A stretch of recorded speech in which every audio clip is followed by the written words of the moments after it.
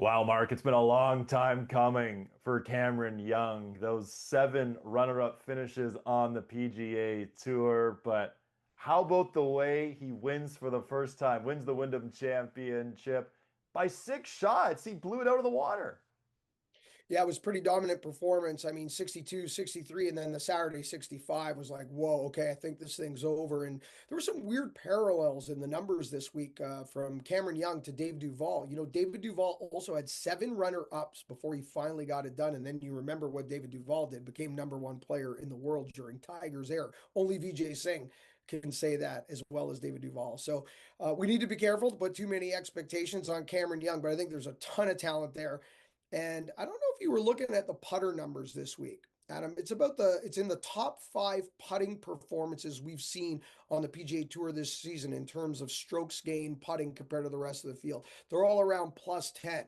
But with about three holes remaining, by the time he got to the 15th green on Sunday, he was plus 12. That's how good this putting performance was. He was about to crush the season record in terms of putts, strokes gained on the green. So when a guy can hit it as long as he can and has figured out the greens, scary combination.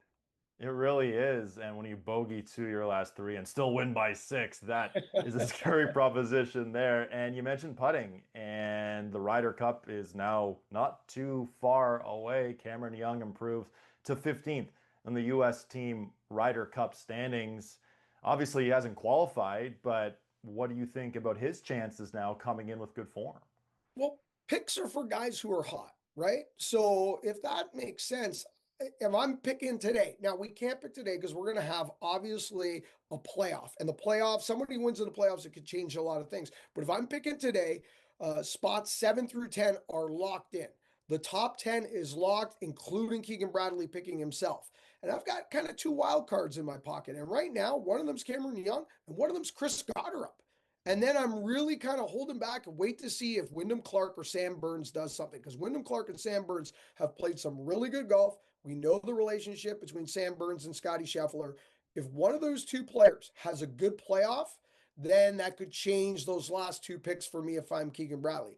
But if it was today and we were picking right now and the season was over, I don't know. You've got to look at what have you done for me lately? And Cameron Young and Chris Goddard have been the guys that have answered that question.